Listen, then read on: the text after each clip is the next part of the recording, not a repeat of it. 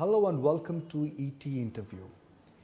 As we celebrate the Amrit Utsav of India's 75 years of independence, it is also time to look back and reflect, learn, understand and implement. And to take today's special interaction forward, I have with me someone who needs no introduction whatsoever. But I'm certainly confident that if a pantheon of great thinkers is ever to be made, one name will always be on the pedestal there. That's Vallabh Bhanshali of Enam Securities. His ability to connect the dots, simplify things with his original thinking has mesmerized all of us over the years. What an honor to have you back on ET now. It is so nice to meet you in person after COVID. Very kind of you. What a moment it is to be celebrating 75 years of independence. I can't tell you how much I value freedom over everything else. Mr. Bhansali, we are celebrating 75 years of political freedom. While we are a dominant sphere in IT, we are a large economy in terms of GDP, in terms of economic prowess. But have we really achieved the economic freedom in the true spirit? Political freedom is what we are celebrating, but we cannot celebrate economic freedom looking at our per capita income and where we are in terms of relative global economic benchmarks. We must celebrate economic freedom also, even if it is not as much as we would like it to be. Economic freedom also cannot mean much, or political freedom cannot mean much, when a large part of our population is just at subsistence level, just above subsistence level. Bhukhe pet bhajan nahi gopala. So until you have come above subsistence, you don't value that freedom. Our economic and political freedoms are also encumbered by many other aspects. Do we have the best media? Do we have the best judicial system? Do we have the best administrative systems? I think in the last decade or so, we have seen rapid changes in many of these aspects. So the quality of economic independence is improving definitely. I think this whole digitalization is giving us a greater economic independence. Otherwise, just transferring my money was such a difficult thing. That was not economic independence. So economic independence at the material sense is so many different things, and we are moving in the right direction. And I think the more important part is, as this large part of our population comes up from above subsistence level, you're going to see what we are seeing on the track and field events at Commonwealth. This is the freedom. This is the freedom of expression.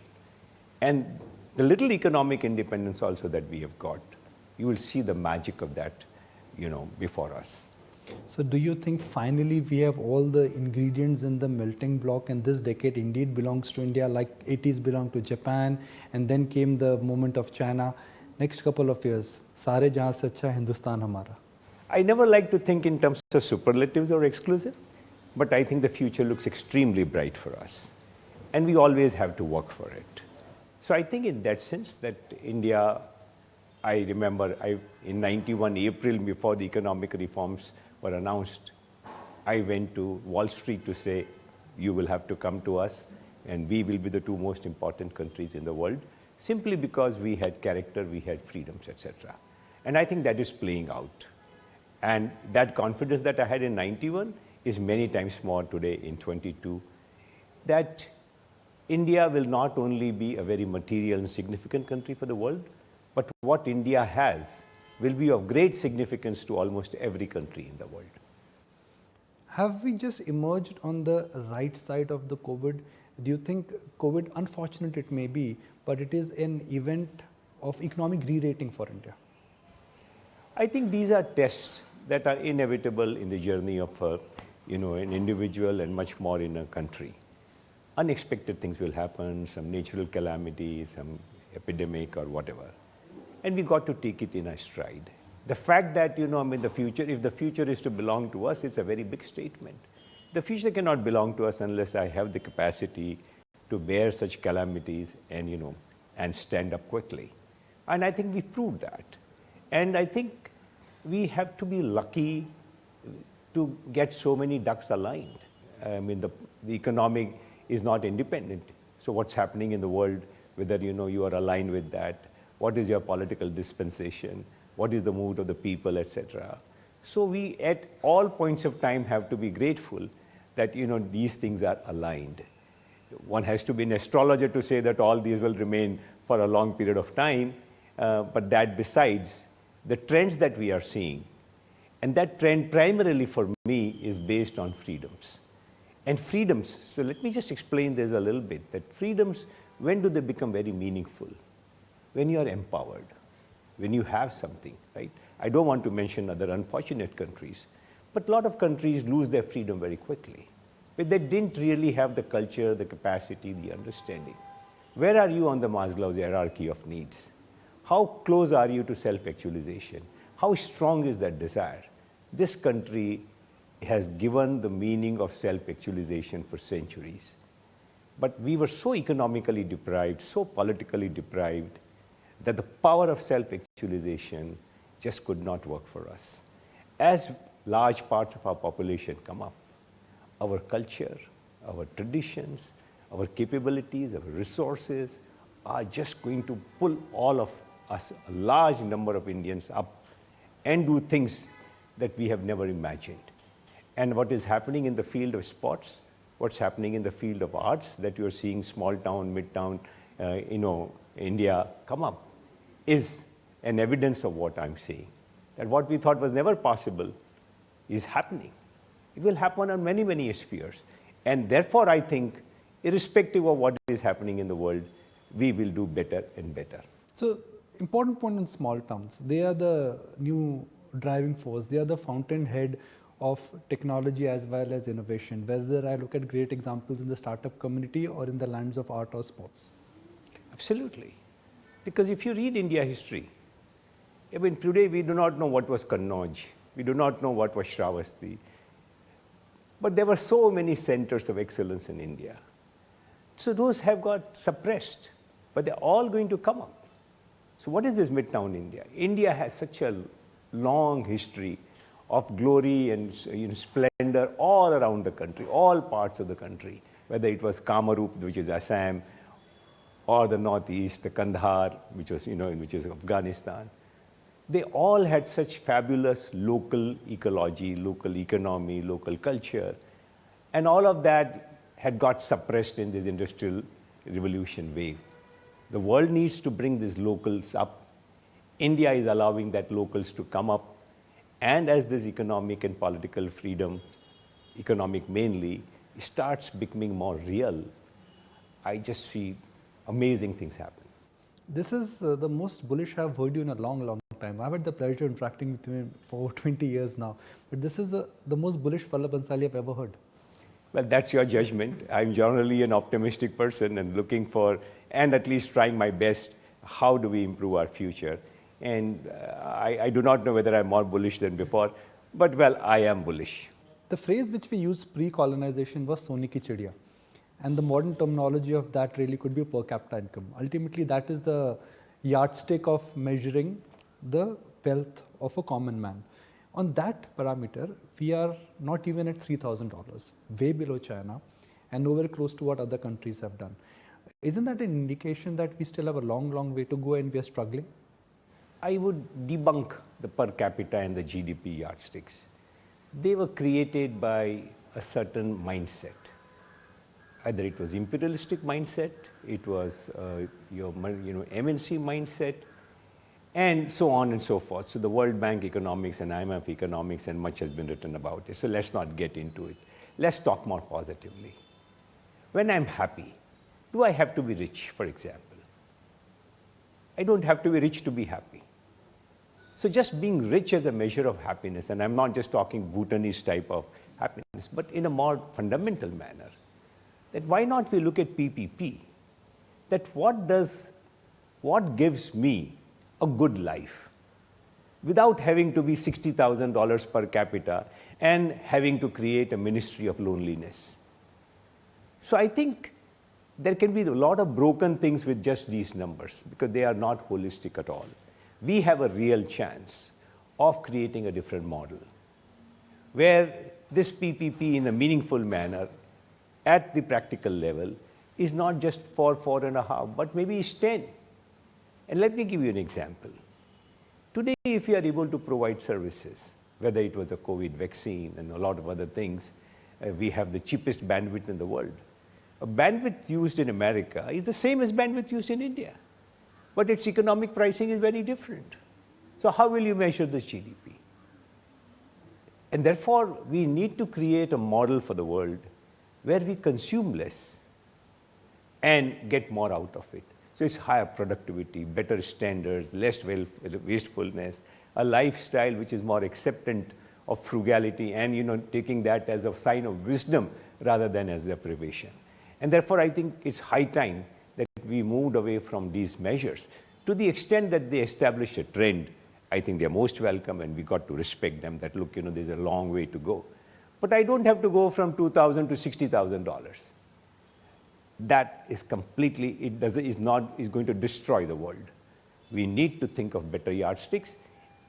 I am pretty hopeful, and I'm a part of a process, we are working towards it, that we need a better model where we will preserve the earth and we will have a better life.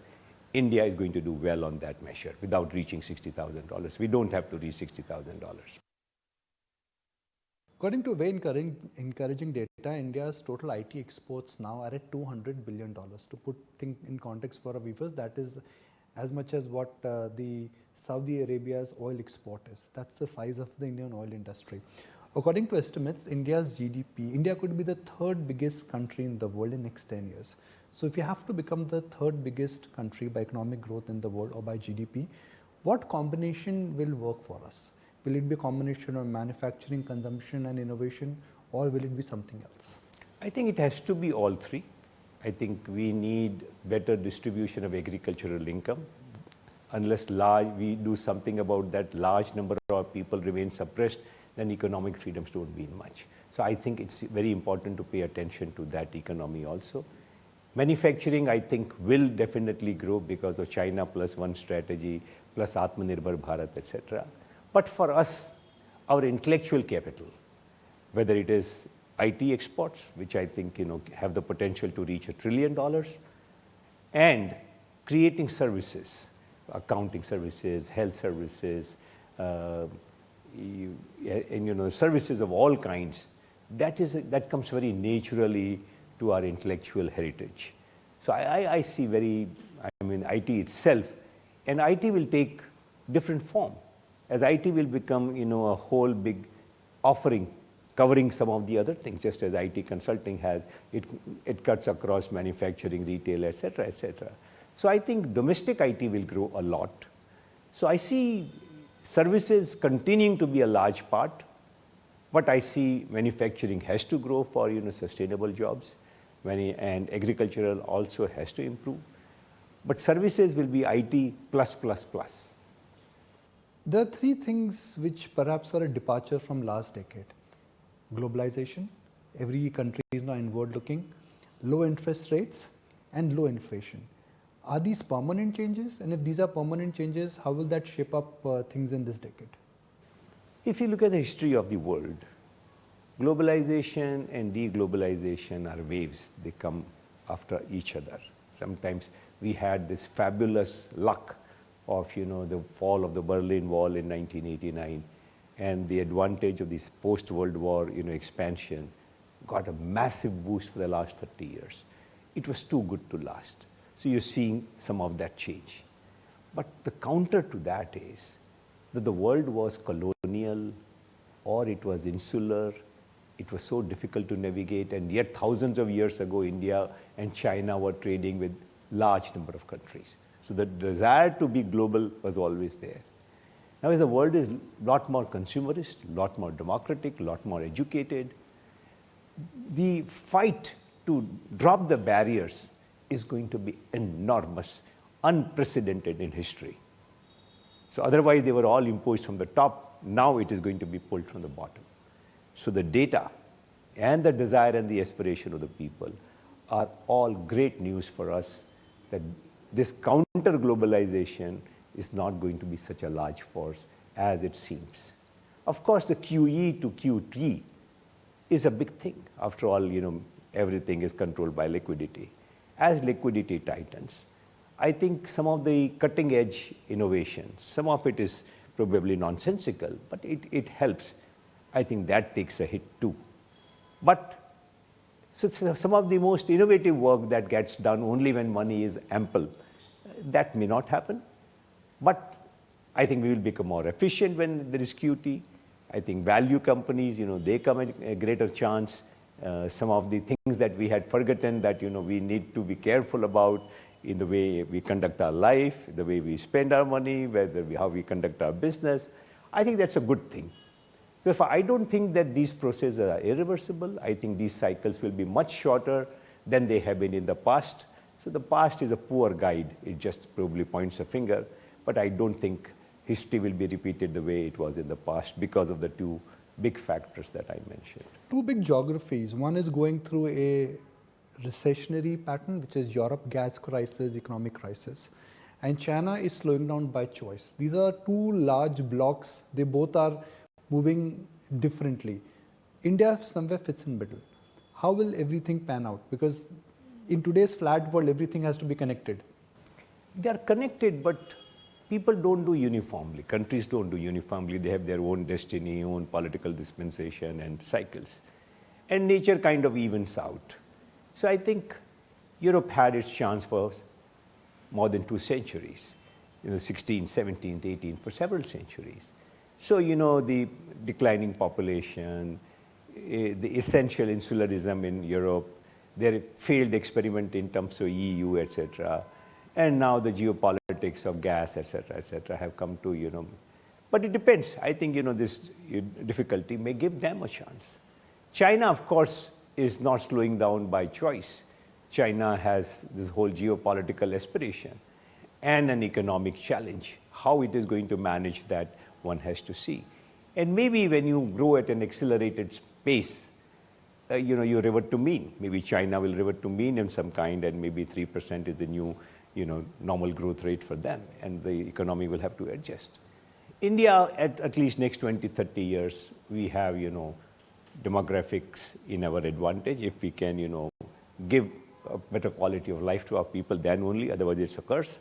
So I think we are going to see, the question is, if you think about it, in the 60s and the 70s, who knew about India and China?